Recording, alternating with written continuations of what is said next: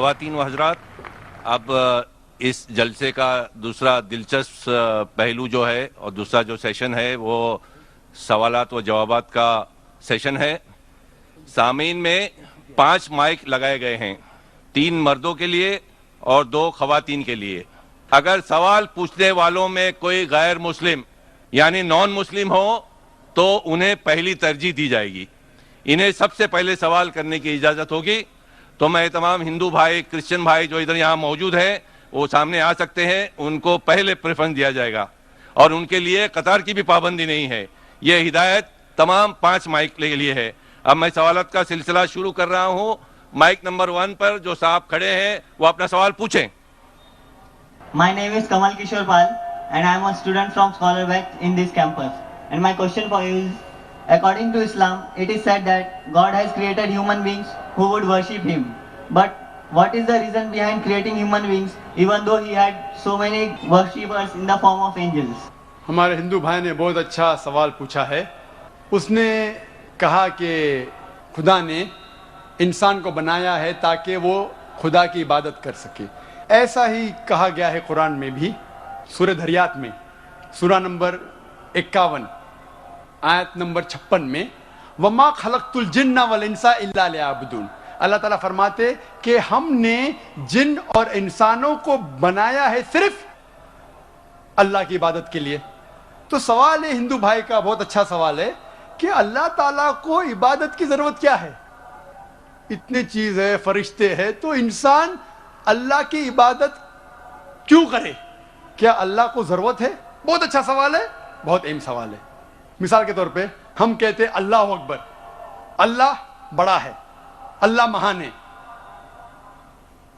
ہم اللہ مہان بولنے سے اللہ مہان نہیں ہو جاتا ہے۔ ہم بولے یا نہ بولے اللہ مہان ہے، اللہ اکبر ہے۔ ہم چاہے بولے یا نہ بولے اللہ کو فرق نہیں پڑتا ہے۔ اگر ہم نہیں کہیں گے اللہ اکبر تو کیا اللہ نیچے ہو جائیں گا، اللہ کم ہو جائے گا؟ نہیں۔ کیوں ہم کہتے ہیں کہ اللہ مہان ہے؟ اللہ تعالیٰ فرماتے ہیں سورہ فاطر سورہ نمبر 35 آیت نمبر 15 میں لکھا ہے کہ اللہ doesn't require the creation but we require him۔ اللہ سبحانہ و تعالیٰ کو ہماری ضرورت نہیں ہے لیکن ہم کو اللہ کی ضرورت ہے۔ ہم اللہ سبحانہ و تعالیٰ کی تعریف کرتے ہیں، عبادت کرتے ہیں ہمارے فائدے کے لیے۔ مثال کے طور پہ جب بھی ہم کسی کی تعریف کرتے ہیں ہم اس کی بات مانتے ہیں۔ مثال کے طور پہ اگر آپ کی والدہ کو ہارٹ اٹیک ہوتا ہے اور آپ جانتے ہیں کہ ایک ہارٹ اسپیشلسٹ جو دنیا میں سب سے بہتر ہے وہ آپ کے پاس آتا ہے یا موجود ہے، اور ایک کویک ہے، ایک اجنبی انسان، اگر وہ اجنبی انسان آپ سے کچھ کہیں گا کہ آپ کے والدہ کو بچانے کے لیے یہ چیز کرو، اور ایک مشہور ہارٹ اسپیشلسٹ جو آپ بھی جانتے ہیں اگر وہ کہیں گا کہ آپ کے والدہ کو بچانے کے لیے یہ کرو، آپ کس کی بات مانیں گے؟ آپ مانیں گے ہارٹ اسپیشلسٹ کی بات۔ کس کی بات؟ Heart specialist. کیوں؟ وہ ہارٹ اسپیشلسٹ مشہور ہارٹ اسپیشلسٹ ہے۔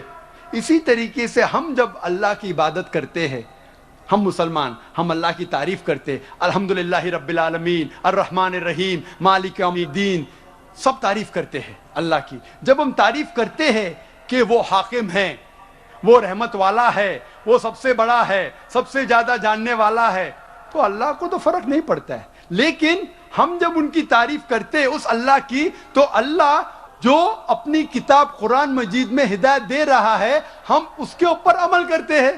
ہم جب اس کی تعریف کرتے ہیں تو ظاہر ہے کہ اس کی ہدایت کے اوپر بھی عمل کریں گے۔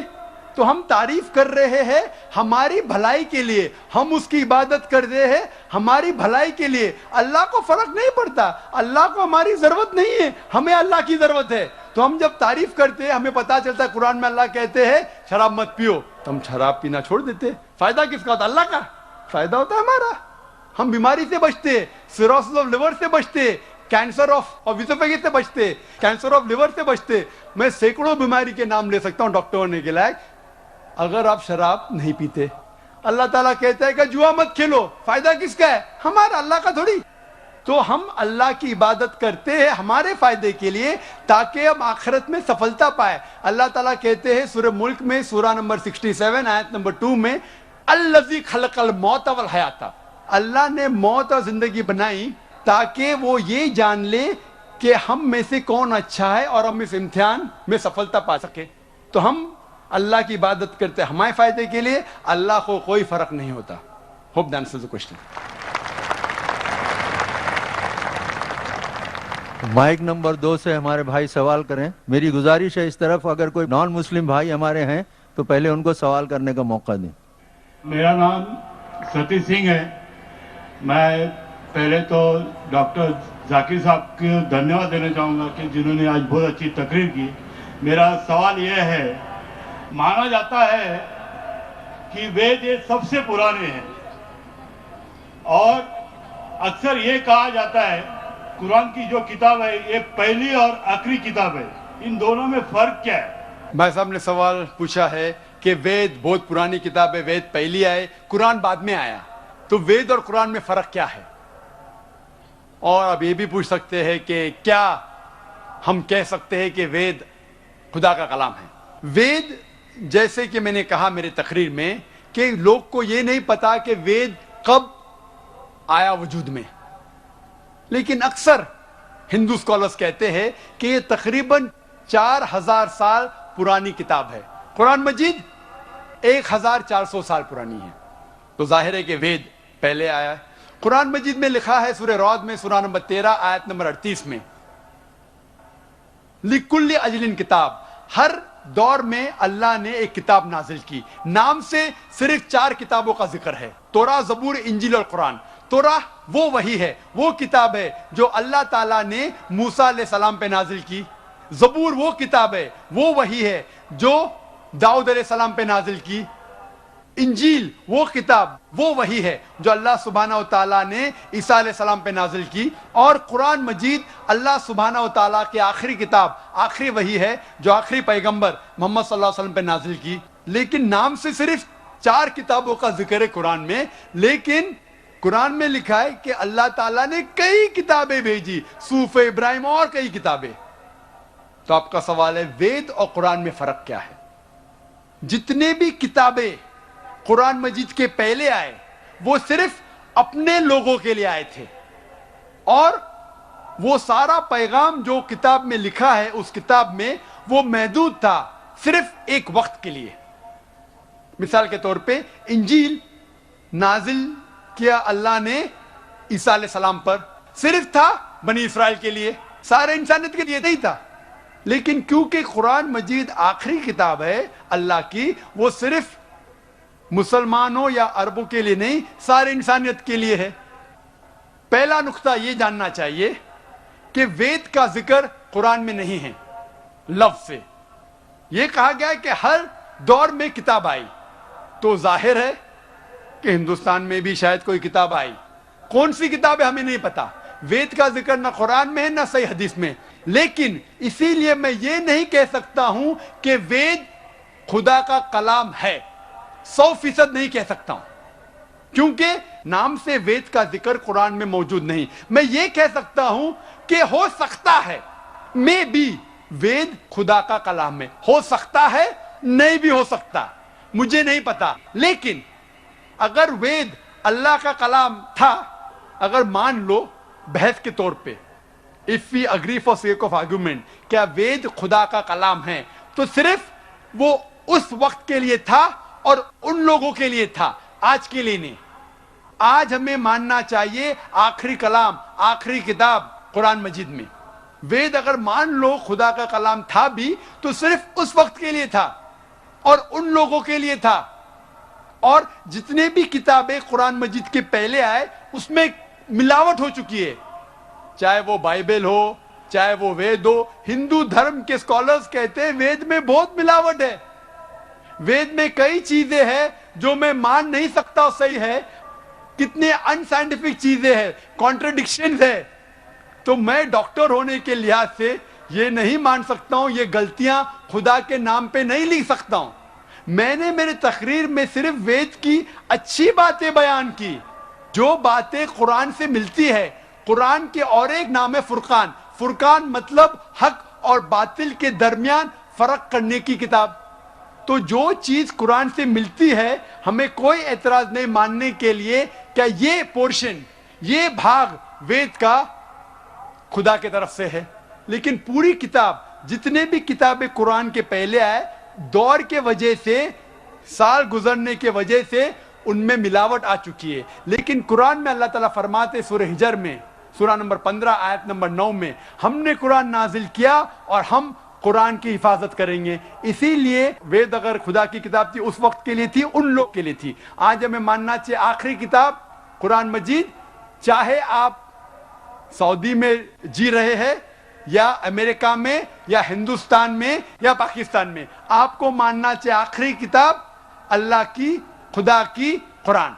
इसी तरीके से एक शख्स ने मुझसे पूछा था, क्या हम मान सकते हैं कि श्री राम और श्री कृष्ण खुदा के भेजे हुए पैगंबर है? कुरान में आता है सूरह फातिर सूरह नंबर 35 आयत नंबर 24 में कि अल्लाह ने हर कौम के पास एक पैगंबर भेजा है। नाम से सिर्फ 25 पैगंबरों का जिक्र है कुरान में, सिर्फ 25। लेकिन हमारे आखिरी पैगंबर मोहम्मद सल्लल्लाहु अलैहि वसल्लम कहते हैं कि अल्लाह ने इस जमीन पे 1,24,000 पैगंबरों को भेजे हैं। नाम से सिर्फ 25 का जिक्र है। तो अगर कोई शख्स मुझसे पूछता है कि श्री कृष्ण या श्री राम क्या पैगंबर हो सकते हैं खुदा के, तो मैं ये कह सकता हूं क्योंकि उनका नाम कुरान में मौजूद नहीं है, हो भी सकते हैं, नहीं भी हो सकते हैं। कुछ लोग कहते हैं राम अलैहिस्सलाम, राम अलैहिस्सलाम मैं नहीं कह सकता, वो पैगंबर हो भी सकते, नहीं भी हो सकते। लेकिन अगर वो पैगंबर थे तो सिर्फ उस वक्त के लिए थे और उन लोगों के लिए थे। जितने भी पैगंबर, आखिरी पैगंबर मोहम्मद सल्लल्लाहु अलैहि वसल्लम के पहले आए, सिर्फ उन लोगों के लिए थे। आज हमें मानना चाहिए आखिरी पैगंबर मोहम्मद सल्लल्लाहु अलैहि वसल्लम पे, सारी दुनिया को, सारी इंसानियत को। Hope that answers the question. I am Kalpana and I am an engineer by profession. Zakir Naik, in your speech you have mentioned that Hindu is a geographical definition. Then is it okay to call Muslim as a Hindu? Rather, I would like to ask whether a Muslim would like to be called as a Hindu. बहन ने अच्छा सवाल पूछा है कि हिंदू एक geographical definition है, तो क्या मैं पसंद करूंगा अपने आप को हिंदू बोलना? क्या मुसलमान अपने आप को हिंदू बोल सकते? जैसे मैंने कहा, हिंदू के दो डेफिनेशन है। ज्योग्राफिकल वाइज बेशक मैं हिंदू हूं क्योंकि मैं भारत देश में रहता हूं। ज्योग्राफिकल हिंदू के मानी वो शख्स जो नदी सिंधु या नदी इंदस के पास रहता है, और मैं इस देश में रहता हूं और मैं गर्व से कह सकता हूं कि मैं इंडियन हूं। I am proud to be an Indian. अगर मैं इसका तर्जुमा करता हूं तो ज्योग्राफिकली मैं हिंदू हूं, लेकिन रिलीजियसली अगर आप मुझसे पूछते हैं क्या मैं हिंदू हूं, क्या मैं हिंदू धर्म की किताबों में मानता हूं, सारी चीजों पे अमल करता हूं, तो मैं धार्मिक तौर से हिंदू नहीं हूं, क्योंकि मैं मुताला कर चुका हूं। इसमें कई चीजें सही भी, कई गलत भी है, कई टकराव है, तो इसको मैं कबूल नहीं कर सकता। तो ज्योग्राफिकली मैं हिंदू हूं, धार्मिक तौर से मैं हिंदू नहीं हूं। ज्योग्राफिकली मैं हिंदू हूं और साथ साथ मजहबी मैं मुस्लिम हूं, क्योंकि मैं सारी ख्वाहिशात, सारी रजा मेरी अल्लाह के हवाले कर चुका हूं, उसे कहते हैं मुस्लिम। सो I am a Muslim religiously, geographically I am an Indian, which you can say geographically I am a Hindu but not religiously. Hope that answers the question.